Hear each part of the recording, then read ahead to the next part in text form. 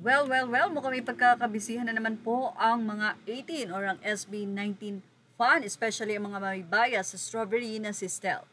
Dahil si Stel Ahero ay nominated sa the 38 Awit Awards Vibe, Best Ballad Recording. So sino nga po ba ang nag-compose nito? Ito po ay produced by Ryan Cayabyab and Marlon Barnuevo. Composer Ryan Cayabyab, record label Warner Music Philippines. So ito po ay nominated. Kaya naman say ng mga fans, deserve ni Bebo ito, kaya wag nang magpatumpik-tumpik. Let's go! Sabi ko na di ko masabi saan mag-vote. Sagot naman ng isang fan, messenger po ng Vibe PH Cup. So yan, kaya naman po iboto na ang nasabi nga pong nominadong si Stel para po magwagi.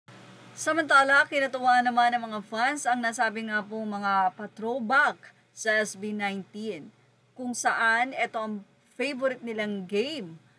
Ang ano nga po ba yung game na tawag dyan? Yung maalis taya, so gumaya sa akin, taya or alis, o yan yung pong yung mga ginagawa ng SB19 sa tuwing sila ay magkakaroon ng games.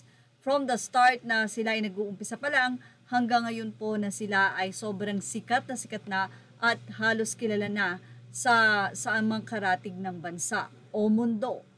So ibig sabihin talagang hindi nakakalimot ang SB19 at talaga namang humble pa rin. Kaya nga sabi natin palagi, iyan ang isa sa trait kung bakit marami ang nagmamahal sa SB19. Samantala, kwentong manghuwan pa rin po tayo.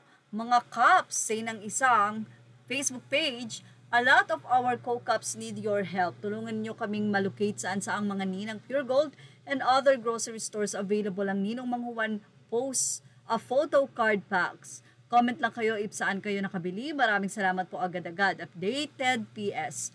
We'll be filtering, removing some comments po. Please comment lang the grocery store kung saan po kayo legit na makakabili cups para hindi matabunan ng mga locations. So, narito naman po ang kwento ng mga fans na naghahanap ng photo card. So, ayun na nga po, pumunta ako kanina sa CSI para bumili ng manghuwan and guess what? Wala na. 3 mall na yung pinuntahan ko, tapos sasabihin nyo di sikat. So, opo, naubusan po yung mga taga-LU. O, ipinost naman at pinlex ng mga 18 ang kanila nga pong complete pack ng photo card ng SB19. Ay, grabe.